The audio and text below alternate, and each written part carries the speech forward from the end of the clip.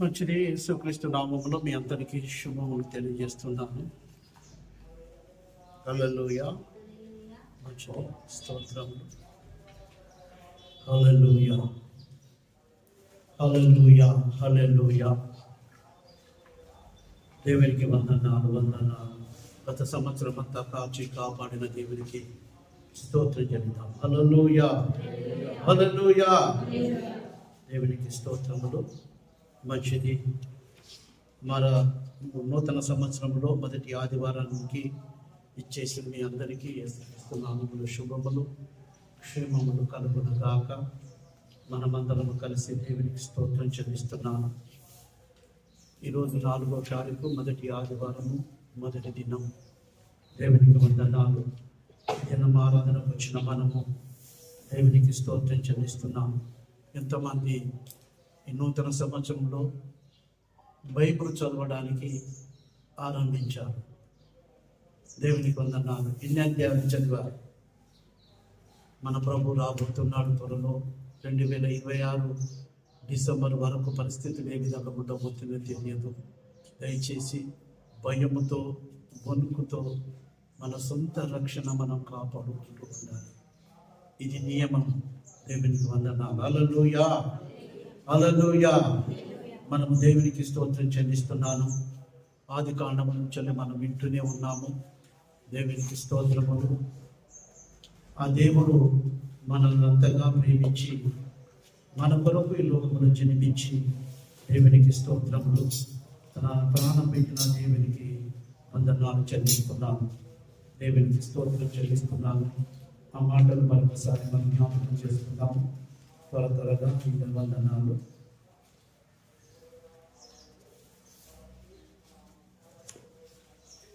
ఈ బైబిల్ చదవాలని ఎంతమందికి ఆసక్తి ఉంది? స్తోత్రం. హల్లెలూయా. రోజు 3 అధ్యాయాలు చదవాలని ఎంతమందికి పట్టుదల ఉంది, ఆసక్తి ఉంది? స్తోత్రం.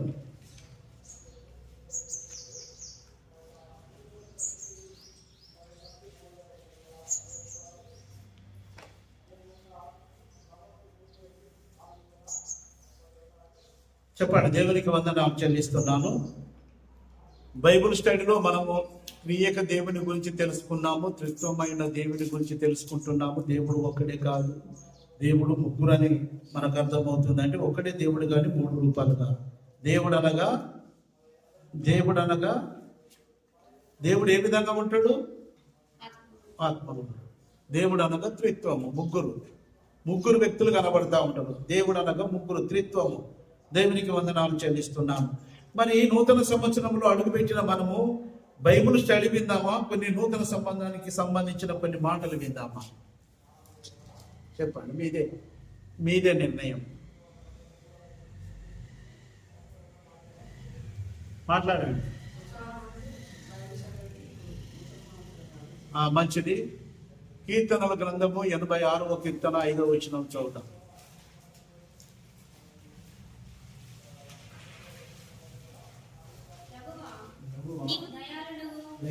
క్షమించుటకు సిద్ధమైన మనస్సు గలవాడవు. నీకు మొరపెట్టు వారందరి ఎడల కృపాతిశయము గలవాడవు.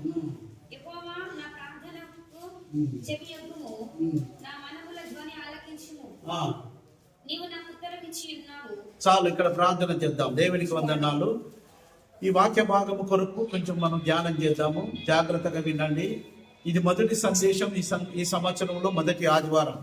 ప్రార్థన చేద్దాం. పరిశుద్ధుడమైన తండ్రి, నీ పాదములకు స్తోత్రములు. నాయన, గత సంవత్సరం అంతా కాపాడి ఈ నూతన సంవత్సరంలో మొదటి ఆదివారము, మొదటి దినము, నీ పునరుత్థాన దినము నాయన, మేమందరం సంఘముగా కూడుకొని నీ సన్నిధిలో గడపడానికి వచ్చిన నీ ప్రేమికులందరినీ బట్టి వందనాలు. నా తండ్రి, ఈ ఆరాధన, ఈ యొక్క సంఘానికి శిరస్సు నీవు, ఆరాధనకు యోగ్యుడవు నీవు. నా తండ్రి, నీకు వందనాలు. మాలో తప్పిదములు, పొరపాట్లు ఉన్నాయి. ఆయన నీకు స్తోత్రము. త్వరగా పడిపోయే స్వభావం కలిగిన వారమై ఉన్నాము. అయినను నాయన, నువ్వు మమ్మలను ప్రేమించి నాయన, నీకు స్తోత్రం. నీ కృప మా ఎడల కుమ్మరించి మరొక నూతన సంవత్సరం నుంచి 4వ తారీఖు నాడు నీ సన్నిధిలో గడపడానికి సంఘముగా కూడి మాకు ఇచ్చిన ఆధిక్యత కొరకై వందనాలు. నీవే నాయన, నీకు వందనాలు. లేఖన భాగాన్ని మీరు దీవించండి, ఆశీర్వదించండి. మంచి బోధకుడము, మంచి అధ్యాపకుడము. నాయన నీకు స్తోత్రములు. నాయన రండి, బోధించండి, మమ్మల్ని అందరినీ సర్వసత్యములోనికి నడిపించమని యేసు పరిశుద్ధ నామములో అడుగుతున్నాము తండ్రి, ఆమేన్. మంచిది. నూతన సంవత్సరంలో ఒక వాగ్దానంతో కూడిన కొన్ని మాటలు విందాము. చదువుదాం. చదవండి.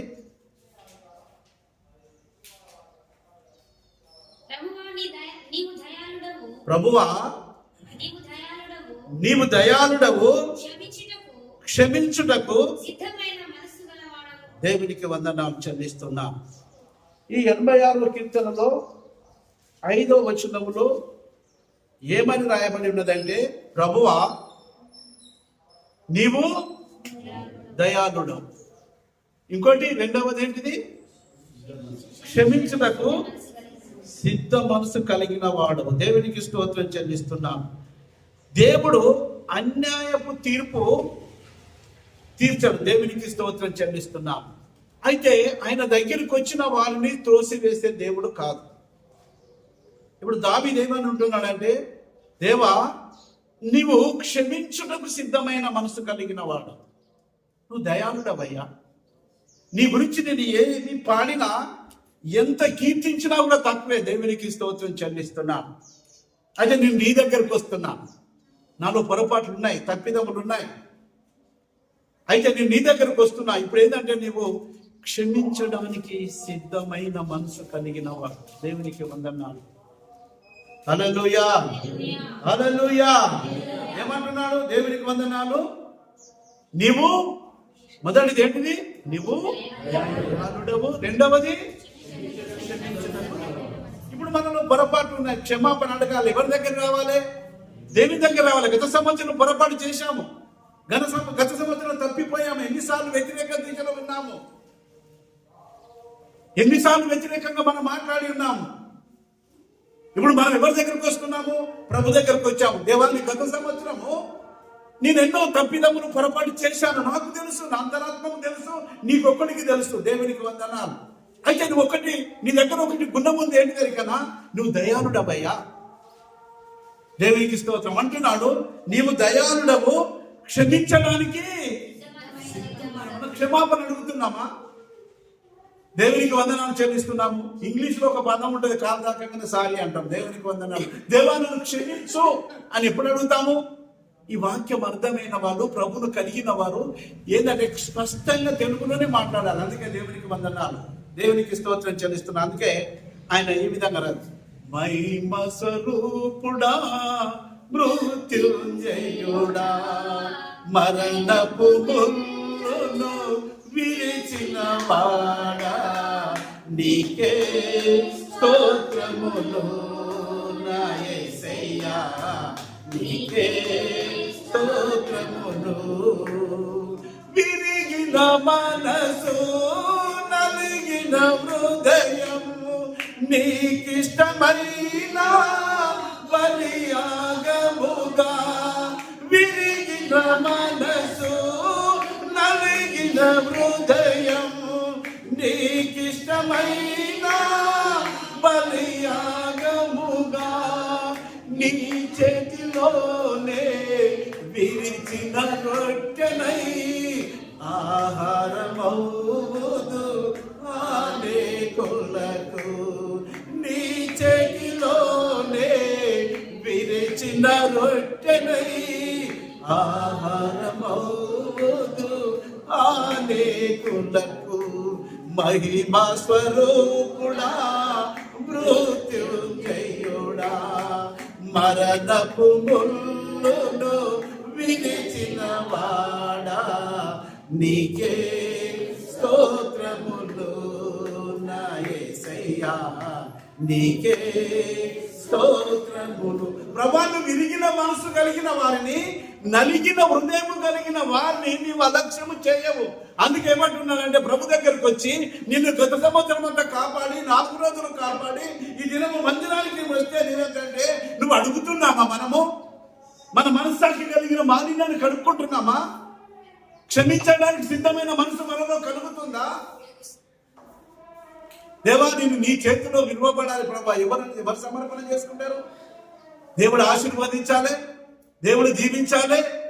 దేవునికి వందనాలు చెల్లిస్తున్నాను. ధర్మసాగరం మండలము మునికిచర్ల దేవునికి స్తోత్రం. నువ్వు 50 లక్షలు ఇస్తే నీకు 100 లక్షలు అయితే అని ఏమైనా డబ్బులు మధ్య ఇచ్చినాడు కథ పట్టుకొని అవతల పడ్డాడు. మానవునికి ఆశ. స్తోత్రం చెల్లిస్తున్నాను. హల్లెలూయా. పేపర్లో పడ్డది. దేవునికి స్తోత్రం చెల్లిస్తున్నాను. ఇప్పుడు ఏమైందంటే మన ప్రభు దగ్గరకు వచ్చి, ప్రభువా నేను విరిగి నలిగిన హృదయంతో నీ దగ్గరకు వస్తున్నాను, నువ్వెంతైనా క్షమించడానికి సిద్ధ మనసు కలిగిన వాడు, నువ్వు ప్రేమమయుడవయ్యా అంటూ ఈ కీర్తనలో చక్కగా రాస్తూ ఒక మాట అంటున్నాడో చదువుదాం. యెషయా గ్రంథము 57 అధ్యాయం 15 వచనం చదువుదాం.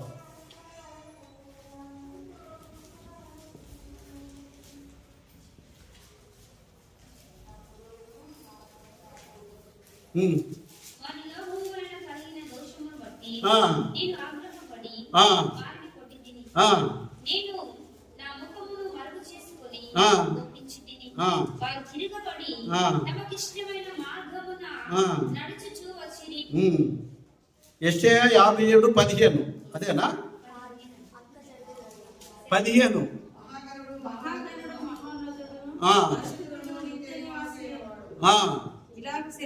ఇలాగ సెలవిచ్చుచున్నాడు, నేను మహోన్నతమైన పరిశుద్ధ స్థలములలో నివసించువాడను. ఆయనను వినయము గల వారి ప్రాణమును ఉజ్జీవింపచేయుటకును, నలిగిన వారి ప్రాణమును ఉజ్జింపజేయుటకును, వినయము గల వారి యొద్దకు దీన మనసు గల వారి యొద్దకు నివసించుచున్నాను. దేవునికి స్తోత్రం చెల్లిస్తున్నాను.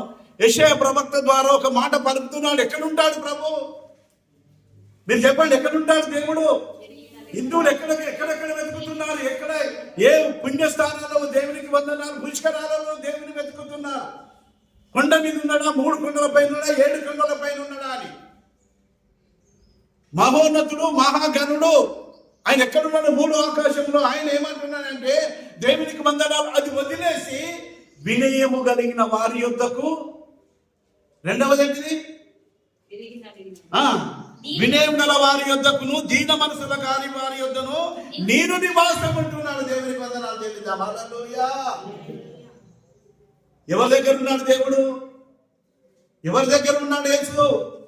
సృష్టికర్త అయిన దేవుడు ఎక్కడ ఉన్నాడు? ఏమంటున్నాడు? వినయం కలిగే. వినయంగా మనం ప్రవర్తిస్తున్నామా? వినయ్ కుమార్ అని పేరు పెట్టుకున్న వినయం ఉన్నదా? విధేయత ఉన్నదా? మనం ఎప్పుడైతే దేవునికి వినయం కలిగి వారు ఉంటామో వాళ్ళ మధ్యలో ఉంటానన్నాడు. ఇప్పుడు మన మధ్యలో ఉన్నాడా? కీర్తనకారుడు అంటాడు, నువ్వు దయాళుడవు, క్షమించడానికి సిద్ధమైన మనసు గలవాడు. నువ్వు మా మధ్యలో ఉండాలి ప్రభా, నువ్వు మా మధ్యలో ఉండాలి, మా ఇంటిలో ఉండాలి, మా ప్రాంతంలో ఉండాలి, మా ఆరాధనలో ఉండాలి అంటే పైన ఈ లక్షణాలు కనబడాలంటే వినయం గల వారి యొద్దను, దీన మనసు గల వారి యొద్దను నివాసము ఉంటున్నాను. ఎక్కడున్నాడయ్యా యేసు? ఈ 2 క్వాలిటీస్ మన లోపల లేకపోతే ప్రభు మన నుండి దూరం అవుతా ఉంటాడు. ఈ 2 కనుక మనం పాటించకపోతే దేవుడు దూరంగా వెళ్ళిపోతా ఉంటాడు. యెషయా ప్రవక్త ద్వారా చక్కగా రాశాడు. ఎక్కడ ఉండటం, నువ్వు పైన ఎక్కడ ఉండటం, ఆయన ఏమంటున్నా అది వదిలేసి శరాబులు, కెరూబులు, దూతలను అన్నిటిని వదిలేసి ఎక్కడ వినయము కలిగిన వారి దగ్గరికి, దీన మనసు గల వారి దగ్గరికి ఆయన దిగి వస్తా ఉంటాడు. ఉదయకాలమే హల్లెలూయా ఆరాధనలోనికి వస్తా ఉంటాడు. మనకి ఇవి 2 ఉండాలి మందిరానికి వచ్చినప్పుడు.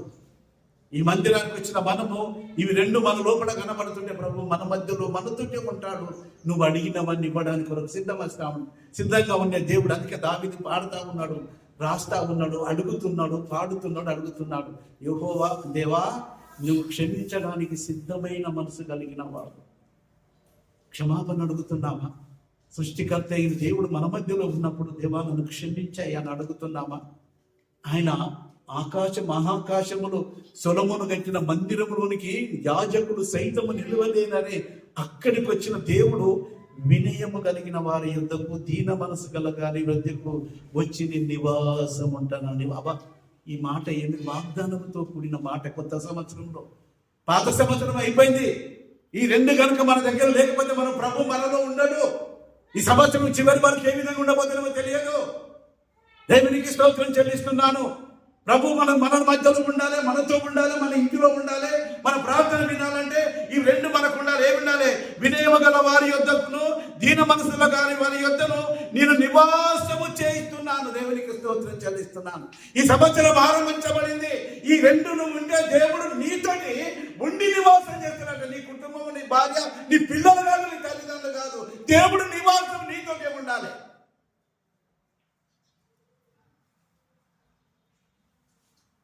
ఇది లేకపోతే క్రైస్తవ జీవితం ఎందుకు?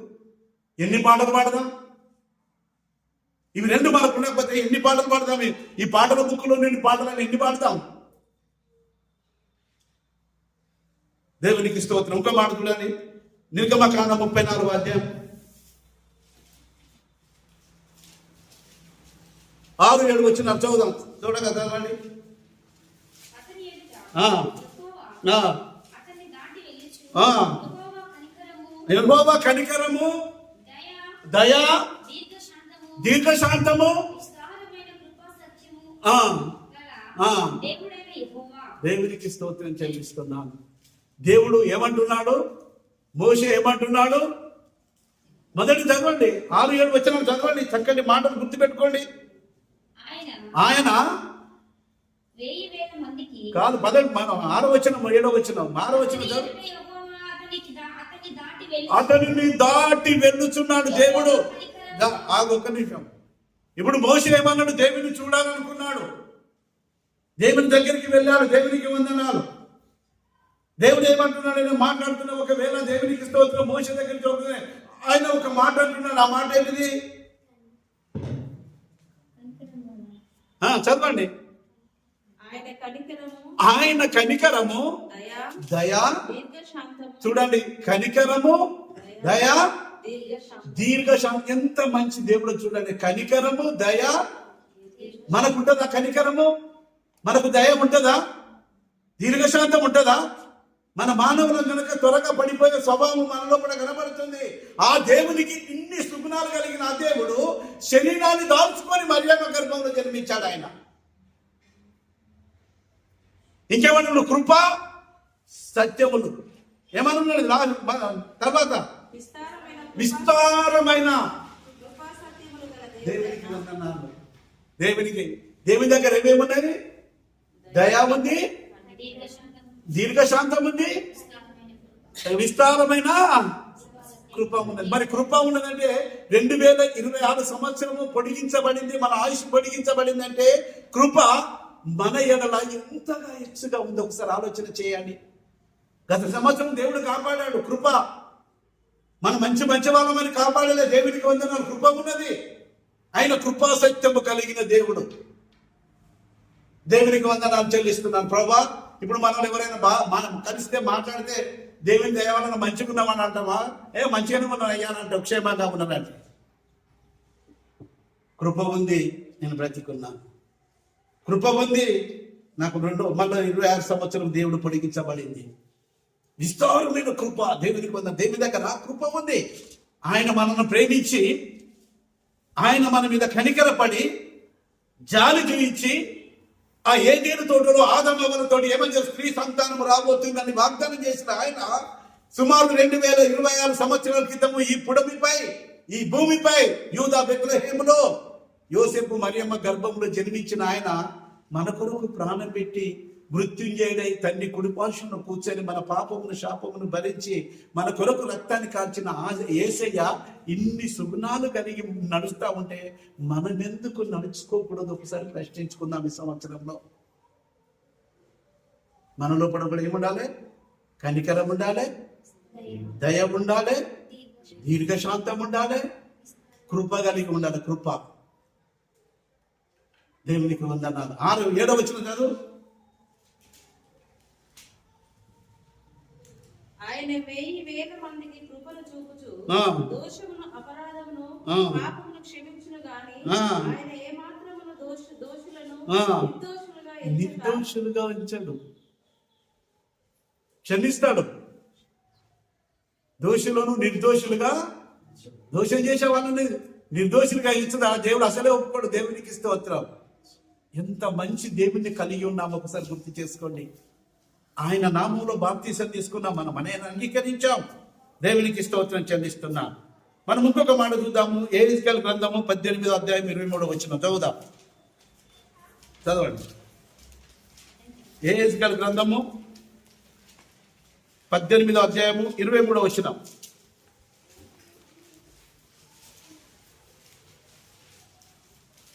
దుష్టులు మరణము నొందుట చేత నాకేమాత్రమైనను సంతోషం కలుగునా వారు తమ ప్రవర్తనను దిద్దుకొని బ్రతుకుటయే నాకు సంతోషం. ఎంత మంచి మాట ఒకసారి చెప్పండి. వాళ్ళంతా నశించిపోవడం నాకు ఇష్టం లేదని దేవుడు అంటున్నాడు. సరే మనమే అనుకుందాం. మనకేమనుంటుంది? మనకేమనిపిస్తుంది?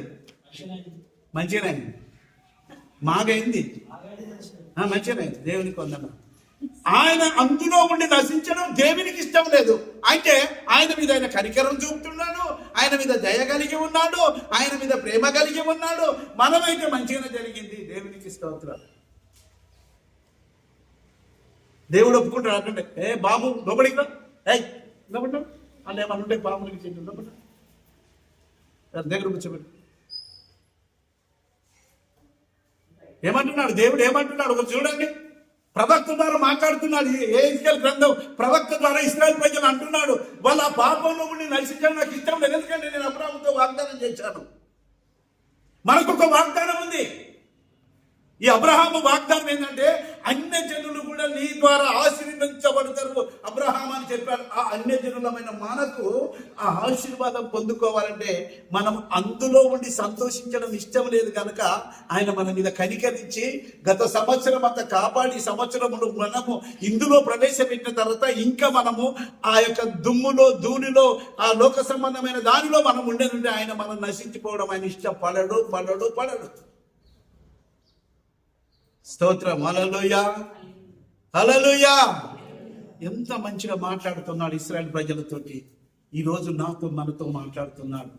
మనము క్షమించే మనసు కలిగిన వారంగా, ప్రేమించే మనసును కలిగిన వారంగా, దేవుని కలిగిన మనసు మనం కలిగి ఉండలాగున మనం దేవుని దగ్గర మనం ఏం చేయాలి? ప్రార్థన చేస్తూ ఉండాలి. దేవునికి వందనాలు. ఆయన దగ్గర ఏమన్నది? దేవునికి స్తోత్రం చెల్లిస్తున్నాను. ఆయన ఏమంటున్నాడే, ఆయన నమ్ముకున్న వారు ఏం చేస్తాడు? ఆ ప్రార్థన వింటా ఉంటాడు. నేను లోపము లేనని, నా దగ్గర లోపం లేదని దావీదు అంటలేదు. నా దగ్గర తప్పిదములు ఉన్నాయి కానీ క్షమాపణ అడుగుతున్నాను, ఆరాధన చేస్తున్నా. చూడండి, మనలో తప్పిదములు ఉన్నాయి. ఆత్మ ఆరాధన ఎందుకు వస్తలేదు? చెప్పండి. ఆత్మ అగ్ని ఎందుకు రగులుకుంటలేదు మందిరంలో?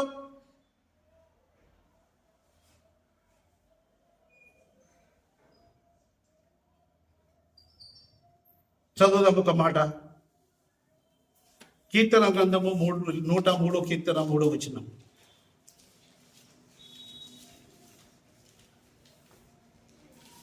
ఆయన నీ దోషములన్నింటినీ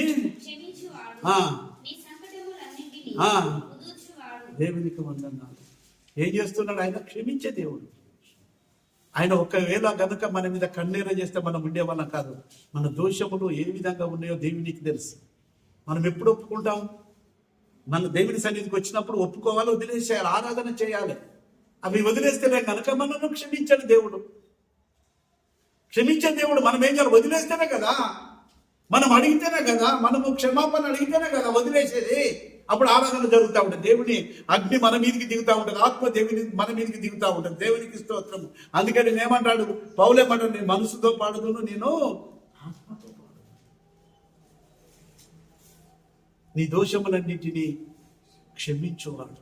గత సంవత్సరం ఏమేమి పొరపాటు చేశాం, ఏమేమి తప్పిదములు చేశాం, ఎక్కడ పడిపోయాం మనకు తెలుసు, మన అంతరాత్మకు తెలుసు, మన మధ్యలో ఉన్న దేవునికి తెలుసు. దేవునికి స్తోత్రం. హల్లెలూయా, హల్లెలూయా. అందుకే ఏమంటున్నాడు దావీదు? ఏమంటున్నాడు? నీవు దయాళుడవు, క్షమించుటకు సిద్ధమైన మనసు గలవాడవు. నా దోషమని క్షమించు ప్రభా, నీ దగ్గరికి వస్తున్నా. దావీదు చేసిన పెద్ద పొరపాటు ఇంకెప్పుడు చేయలేదు. కానీ హృదయానుసారుడైపోయిన మన ప్రభువు నమ్ముకున్నాం. అప్పుడు దేవునికి వందనాలు, పరిశుద్ధాత్మ లేదు. దేవునికి స్తోత్రం చెల్లిస్తున్నాను. ధర్మశాస్త్రం ఒకటే ఉంది. ఇప్పుడు పరిశుద్ధాత్మ దేవుడు మనల్ని ఎప్పటికీ ఒప్పింపజేస్తాను. ఈ పొరపాటు చేసావు, ఇది చేస్తా ఉంటావు. నేరారోపణ మనస్సాక్షి చేస్తూ ఉంటుంది కదా, దాని నుండి ఎవరు కూడా తప్పించుకోలేరు. స్తోత్రం. నా దోషములన్నింటినీ క్షమాపణ అడుగుతున్నామా? ఈ సంవత్సరంలో అడుగుపెట్టిన మనము క్షమాపణ అడుగుతామా దేవుని దగ్గరికి? ఏదైనా ఆయన క్షమించడానికి సిద్ధమైన మనసు కలిగిన దేవుని కలిగి ఉన్నామా? దేవా, నన్ను క్షమించాను, నేను పొరపాటు చేశానయ్యా, దేవునికి వందనాలు. హల్లెలూయా. దేవునికి వందనాలు. నువ్వు దయాళుడవయ్యా. స్తోత్రం. ఇంకొక మాట చూద్దాం. కీర్తన గ్రంథము 130వ కీర్తన 4వ వచనం చదువుదాం. ఈ సంవత్సరంలో జనులు నీ యందు భయభక్తులు నిలుపునట్లు ఆ. నీ యొద్ద క్షమాపణ దొరుకును. దేవునికి వందనాలు. హల్లెలూయా.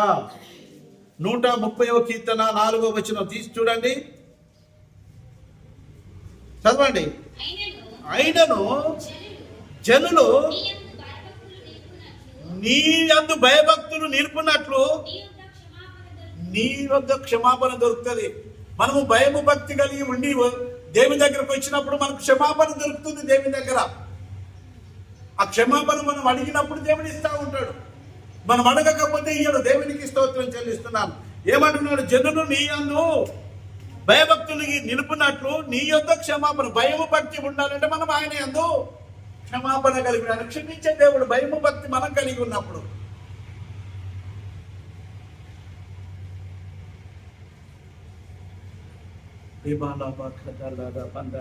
స్తోత్రం. హల్లెలూయా, హల్లెలూయా. దేవునికి స్తోత్రం చెల్లిస్తున్నాను. నీ యందు భయభక్తులు నిలుపునట్లు నీ యొద్ద క్షమాపణ దొరుకును. క్షమాపణ దొరుకుతుంది మన భయము భక్తి నిలిచి ఉంటే, అడిగితే, మన దగ్గరికి వస్తే, దేవుని దగ్గరికి వస్తే. స్తోత్ర. మొదటి యోహాను రాసిన మొదటి పత్రిక 1వ అధ్యాయము 9వ వచనం చూద్దాం. చూడండి. ఒప్పుకొని ఎడలా ఆయన నమ్మదగిన వాడును నీతిమంతుడును గనక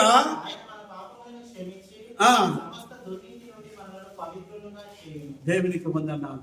ఏమని రాయబడి ఉంది? చదవండి. ఒప్పుకొని ఎడలా. పాపం అనగా ఏంటిది? ఆజ్ఞ అతిక్రమమే పాపం. ఆదమ్మ వల్ల క్షమాపణ అడిగారా? అడగలే.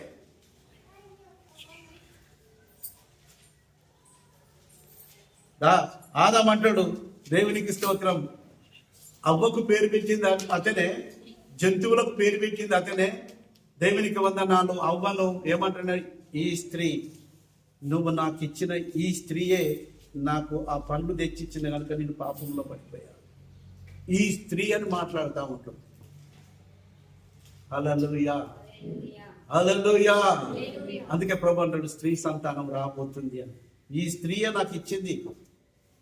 అవ్వని అంటే అక్కడ దేవునికి వందన. ఇప్పుడు ఏమంటున్నాడు?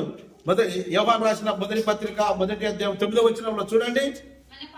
మన పాపములను ఒప్పుకొనిన ఎడల ఆయన నమ్మదగిన వాడు నీతిమంతుడును గనక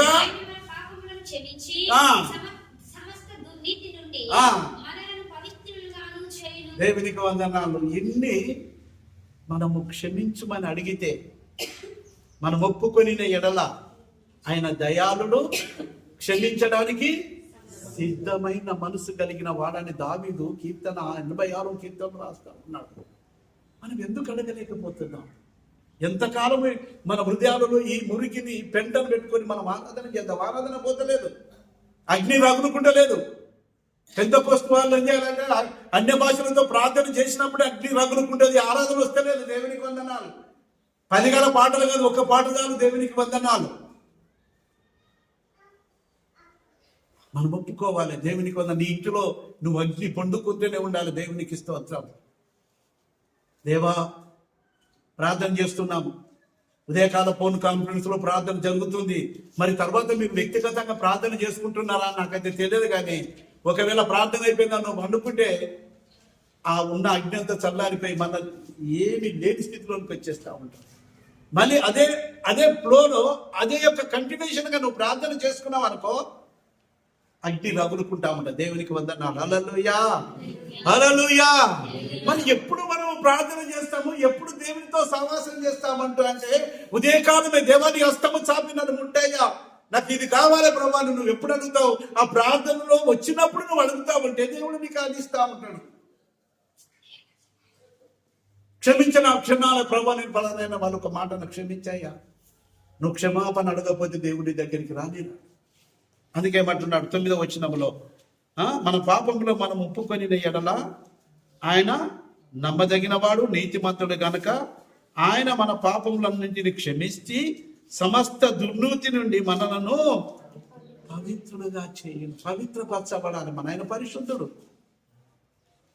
ఈ సంవత్సరంలో అడుగుపెట్టిన మనము మన గత సంవత్సరంలో చేసిన వాటిని మనం క్షమాపణ అడగకపోతే మనం ఏ విధంగా నూతన సంవత్సరం కంటిన్యూషన్ చేద్దాం? ఈ నూతన సంవత్సరంలో చివరి వరకు ఎట్లా వెళ్దాము? ఇక్కడ ఓడ ఆరంభించబడేది, ప్రయాణం ఇక్కడ పరుగు ఆరంభించబడేది, ఆ చివరికి చేరుకోవాలి. దేవునికి స్తోత్రం. సముద్రంలో ప్రయాణం జరుగుతూ ఉంది.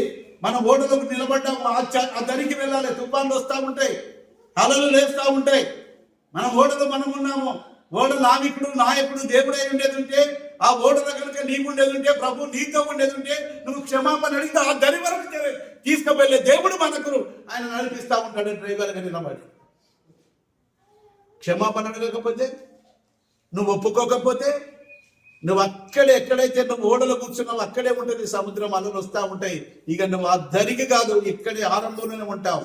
దేవునికి వందనాలు. మన హృదయము భారము బరువు ఇదంతా తీసి కృంగిపోయి మనము ప్రార్థనకు రాక, వాక్యము తెలుసుకోక, వినక మనం దేవునికి దూరం అయిపోతాము. అప్పుడు ప్రభువా అని అంటే మనకు ప్రభు ఎక్కడున్నాడు? ఎక్కడ లేడు. దేవునికి స్తోత్రం. మన ప్రభువుని ఎప్పుడు మనం అంటి పెట్టుకొని ఉండాలంటే క్షమాపణ అడుగుతూ ఉండాలి. జరుగుతాయి, పొరపాటు జరుగుతాయి. మానవులు త్వరగా పడిపోయే స్వభావం మనలో ఉంది. ఆయన సమస్త దుర్నీతి నుండి మనల్ని పవిత్రులుగా చేస్తాడండి. ఇది ఎంత మంచి మాట అండి. మన హృదయం పవిత్రముగా ఉన్నప్పుడు అంతరంగంలో నీకు స్వరం వినబడుతుంది. నా కుమారుడా, నా కుమార్తె భయపడకు. నీ పరిశుద్ధత కలిగి ఉన్నప్పుడు నీకు స్వరం వినబడుతుంది ఈ సంవత్సరంలో. దేవునికి స్తోత్రం చెల్లిస్తున్నాను. చదువుగా ఇంకొక మాట, రోమపత్రిక 10వ అధ్యాయము 12వ వచనం చదువుతాం.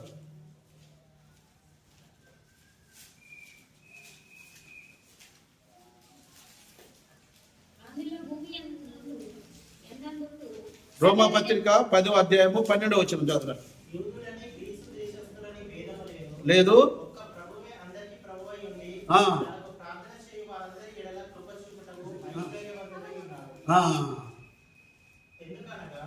చాలు, ఒకటే 12వ వచనం. మీ దగ్గర ఏమన్నా చదవండి.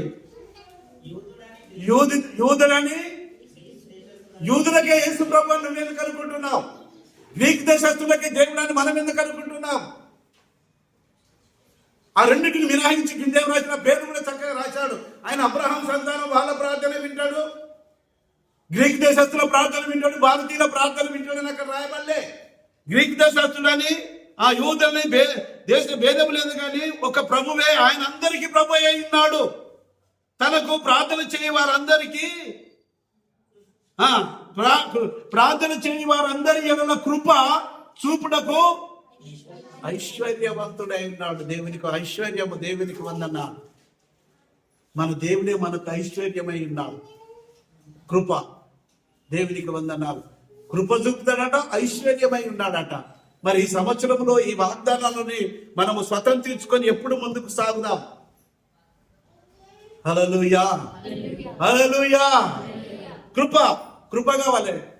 నా ఎడల నీవు విశేషమైన కృప నా ఎడల చూపుచున్నావా ప్రభువా, విశేషమైన కృప నా ఎడల చూపుచున్నావా. నా ఎడల నీవు విశేషమైన, నా ఎడల నీవు విశేషమైన కృప చూపుచున్నావా ప్రభువా, విశేషమైన కృప నా ఎడల చూపుచున్నావా.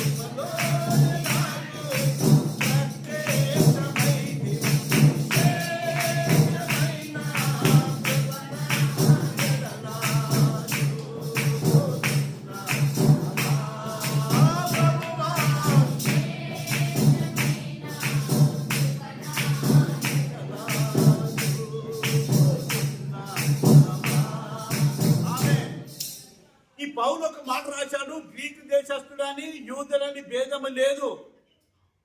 ఎవరైతే ప్రార్థన చేస్తాడో వాళ్ళ ఎడల కృప విస్తరముగా కుంపరించేసి ఐశ్వర్యవంతులుగా చేస్తారు. హల్లెలూయా. కృప విస్తరింపజేసి, చదవండి అన్నమాట.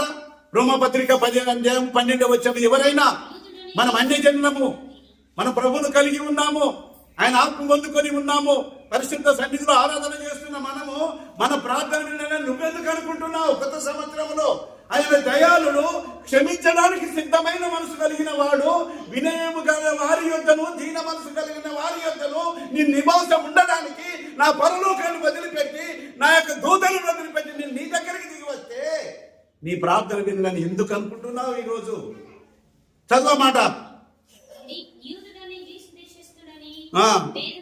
లేదు, తనకు ప్రార్థన చేయు వారందరూ ప్రార్థన చేస్తున్నావా? ఇప్పుడు నేను మిమ్మల్ని అడుగుతున్నాను, ప్రార్థన చేస్తున్నావా సిస్టర్? నీకు ప్రభుతో సంబంధం ఉందా? ప్రార్థన చేస్తున్నావా? ప్రార్థన చేస్తున్నావా? దీనికి చదువు డిగ్రీలు అవసరం లేదు, జ్ఞానం కాదు అవసరం ఉండదు. ప్రార్థన ఎవరైనా చేయొచ్చు. యేసు ప్రభుత్వం ఉన్న 12 మంది శిష్యులందరూ విద్య లేని పామారుగా తెల్లారైతే చేపలు, రాత్రి అంతా చేపలు పట్టే వాళ్ళు తెల్లారి ఇంటికి వచ్చారు. ఒక్క రోజు మధ్య 4 రోజులకి ఇంటికి రారు. దేవునికి వందనాలు. అలాంటి వాళ్ళని పట్టుకున్నాడు, వాళ్ళు ప్రార్థన చేస్తా ఉన్నారు. ఇప్పుడు నేను మిమ్మల్ని అడుగుతున్న ఒకటే, ప్రార్థన చేస్తున్నారా? సరే, చదవతే బైబిల్ చదువుతున్నారా? తనకు ప్రార్థన చేసే వారి దగ్గరికి తప్పకుండా దేవుడు వస్తాడు. దేవునికి వందనాలు. ఇది గుర్తుపెట్టుకోండి, ఆయన కృప ఐశ్వర్యమును మనకు ఎక్కువగా ఇచ్చే దేవుడు. హల్లెలూయా. ఈ వాగ్దానాలు ఒకసారి తిరిగి ఆలోచన చేయండి. దావీదు అంటున్నాడు, నువ్వు క్షమించడానికి సిద్ధమైన మనసు గలవాడు, దయాళుడవయ్యా నువ్వు. నేను ఎంత ఘోర పాపిని దావీదుకు తెలుసు, దేవునికి తెలుసు. ఆయన క్షమించాడు, హృదయానుసారంగా మారాడు. ఆయన రాస్తున్నాడు 86వ కీర్తన 5వ వచనము, ఈ కొత్త సంవత్సరంలో మొదటి ఆదివారము ఈ వాగ్దానంతో కూడిన మాటలు జ్ఞాపకం చేసుకోండి, రాసి ధ్యానము చేసుకోండి. ఇంటికి పోయిన తర్వాత నెమరు వేయండి. ఇంకెక్కువగా దేవుడు అర్థం చేయించబోతున్నాడు మీకు. దేవునికి వందన. దీనికి యూదులు కానీ గ్రీకు దేశస్తులు ఎవరు అవసరం లేదు. ప్రభువుకి ఎవరైతే ప్రార్థన చేస్తారో వారికంటే కృప విస్తరింపజేస్తాడో, ఐశ్వర్యవంతులుగా చేస్తాడు. దేవునికి వందనాలు. ఇది స్వతంత్రించుకుందామా మనము? ఆయన దావీదులాగా ఆయన దగ్గరికి వద్దామా? ఆయన క్షమించలాడు, ఆయనను మనం తోసివేయడు. మన గత సంవత్సరం చేసినవన్నీ ఒప్పుకొని వదిలిపెట్టకపోతే మనము బరువు దేవునికి వందన తేలికగా వెళ్ళిపోయినట్టే ఉండాలి. దేవునికి స్తోత్రం. ప్రభు రాబోతున్నాడు. మురు శబ్దం వినబడుతుంది. ముద్ర గలవారే మోమురియుచుండే, శ్రద్ధ గలవారే మోసాగుతుండే, పడిపోత వారేమో జాగ్రత్త సుమండి, జాయ్ జాయ్ జాయం శ్రీ యేసు దిగి వచ్చుచుండే. పడిపోతానేమో. దేవునికి వందనాలు. ప్రభు రాబోతున్నాడు. మనము మహిమ శరీరం ధరించుకోవాలి. మురు శబ్దం వినబడే రాబోతున్నది. దేవునికి వందనం. పడిపోతానేమో. నాకు మీ గురించి ఒక భయం ఉన్నది. ప్రభు వస్తే ఎక్కడ నిన్ను విడవబడుతుంది కానీ ఒక భయం పట్టుకున్నది నాకు. ఎందుకంటే మరి ఆ బూర శబ్దం వినంత గడియలో ఉన్నదని నిద్రపోతున్నారా? నాకు పొద్దున లేదో గుర్రైన పడుతుంది. దేవునికి వందనం. ఎంత బాగా అనిపిస్తుంది చెప్పండి. కనీసం దేవుడు నా ద్వారా వచ్చిన మాటలను మీరు వింటనేమో. అమెరికా దేశానికి అధ్యక్షుడుగా ఉన్న అబ్రహాం లింకన్ 4 గంటలకు లేచి ప్రార్థన చేసి, ఎంతో అమెరికా దేశం ఎంతో బిజీగా ఉంటుంది, సైనిక అధికారులు ఎప్పుడు కూడా వెళ్తి తిరుగుతూ ఉంటారు, ఏం వినబడుతుంది ఏది అని చెప్పి బిజీగా ఉన్న, నా దేవుని కలుసుకున్న తర్వాత నేను సైనికులను కలుస్తా, నా దేవుని కలుసుకున్న తర్వాత నా భార్య పిల్లలతో మాట్లాడతా అని ఆయన 2 గంటలు దేవుని సన్నిధిలో కూర్చొని ప్రార్థించేవాడంట. దేవునికి చరిత్ర చెప్తుంది. ఏలియా దేవుని సన్నిధిలో నిలబడి ప్రార్థన చేస్తున్నాడు. ఎలీషా దేవుని సన్నిధిలో నిలబడి ప్రార్థన చేస్తున్నాడు. మరి మనం ఎప్పుడు ప్రార్థన చేద్దాం? హల్లెలూయా, హల్లెలూయా. ఒక మాట చూడండి, ద్వితీయోపదేశకాండం 10వ అధ్యాయం 8వ వచనంలో ఒక మాట రాయబడి, అది కూడా దేవుడు జ్ఞాపకం చేస్తాడు. ఒక చర్చ మాట. ద్వితీయోపదేశకాండం 8:10 దాని 10:8.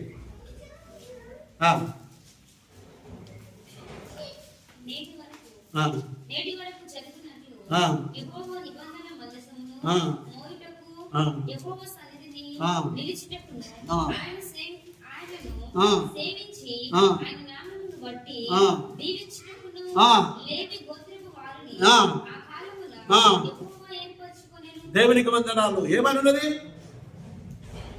చదవండి. మోయుటకును యెహోవా సన్నిధి దీవించుటకును ఆ. ఆయనను సేవించి ఆ. ఆయన నామమును బట్టి ఆ. దీవించుటకును జీవించుటకు లేవి గోత్రపు వారిని దేనికో యాజకుడు దీవిస్తున్నాడు ఉదయకాలము. ఎవరిని? ఇశ్రాయేలీయులను మందిరానికి వచ్చే వారిని లేవంగానే బలి అర్పించాలి. వస్తూ ఉంటారు ఇశ్రాయేలు యూదులందరూ వస్తూ ఉంటారు, ఒక్కొక్క లైన్ కడతా ఉంటారు. వాళ్ళని దీవించడానికంట లేవి గోత్రుడు. మన ప్రధాన యాజకుడు తండ్రి కుడి పార్శ్వంగా కూర్చొని మనందరి కొరకు ప్రాణం పెట్టిన ఆయన దగ్గర కూర్చొని విజ్ఞాపన చేస్తాడు. మనం ఎందుకు మౌనంగా పండుకోవాలి?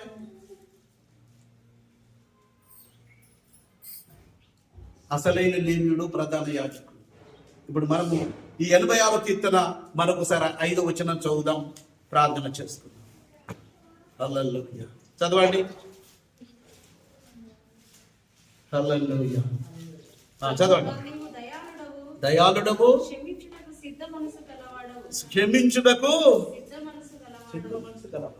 ఇంకా నీవు మొరపెట్టు వారందరి ఎడల ఆ. కృపాతిశయము గలవాడు, దేవునికి వందన. మొరపెట్టి వారి అందరి ఎడల కృప అతిశయము.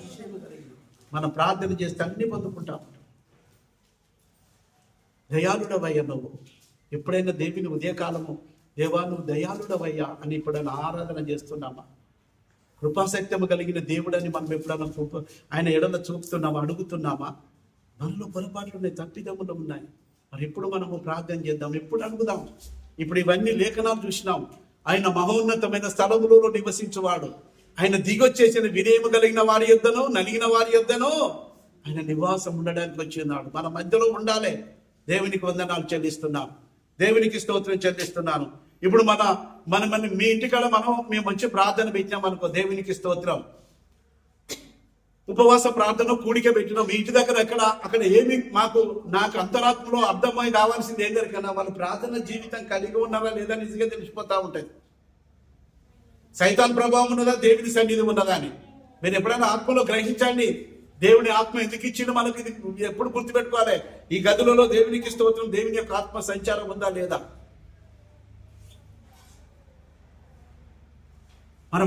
మన ప్రార్థన వ్యక్తిగతంగా ప్రభుత్వం ఉండాలి. సమయం దొరికింది ప్రార్థన చేస్తూ ఉండాలి, బైబిల్ చదువుతూనే ఉండాలి.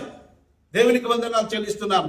మీకు ఏ విధంగా బైబిల్ చదవాలి ఇవన్నీ జిరాక్స్ తీసుకొచ్చి పెట్టిన ఇవన్నీ మీకు అందరికి ఇవ్వాలని ఒక్కొక్కరి చదువుతాను అంటేనే ఇస్తా. ఇక్కడ ఇది మందిరము, పరిశుద్ధాత్మ దేవుడు మన మధ్యలో ఉన్నాడు. తీసుకొని బైబిల్ పెట్టుకొని చదవకుండా ఇంటికాడ ఉన్నాం అనుకో లెక్క అప్పగించవలసి వస్తుంది. బాగా గుర్తుపెట్టుకోండి. ఇప్పుడు ప్రభు దగ్గరికి వచ్చి ఏంటంటే ఆయన దయాళుడు, క్షమించడానికి ఆయన మహా ఆకాశం వదిలిపెట్టి వినయము గాలి వారి యొద్దను, దీన మనసుల గాలి వారి యొద్దను నివసించుటకు ఆయన ఆకాశం నుండి ఉదయకాలము 5 గంటలకి నీ దగ్గరకు వచ్చి నా కుమార్తె లే అని లేపితే నువ్వు లేవకుండా పడుకుంటే నీకు వచ్చే దీవెన ఆశీర్వాదం నువ్వు పోగొట్టుకుంటావు. దానికి నేనేం బాధ్యుడను కాను. దేవునికి వద్దాను నిమిత్తం మాత్రమే. నాకు ఏదైతే దేవుడు చెప్తాడో నేను దానికి చేయడానికి కొరకు సమర్పణ చేసుకొని వచ్చాను. దేవునికి స్తోత్రాలు. మనం ఈ విధంగా వెళ్దామా ఈ సంవత్సరంలో? చెప్పండి, వెళ్దామా? సమర్పణ చేసుకుందామా? రండి మనం అందరం ప్రార్థన చేద్దాం. దేవునికి వందనాలు. హల్లెలూయా. కళ్ళు మూసుకుందాం. ప్రార్థన. కీర్తనల గ్రంథము 86వ కీర్తన దావీదు రాసిన కీర్తన 5వ వచనములో నువ్వు దయాళుడవయ్యా, క్షమించడానికి సిద్ధమైన మనసు కలిగిన దేవుడవని ఆయన దేవుని దగ్గరకు వచ్చి అడుగుతున్నాడు. మనం అడుగుతున్నామా సంగమా? నీ వ్యక్తిగతంగా దేవునితో నీకు సంబంధం ఉందా? ఫోనుతో సంబంధం ఉంది, బయట ఉన్న వారితో సంబంధం ఉంది, బంధువులతో స్నేహితులతో సంబంధం ఉంది, కానీ దేవునితో సంబంధం మనది కట్ అయిపోయింది.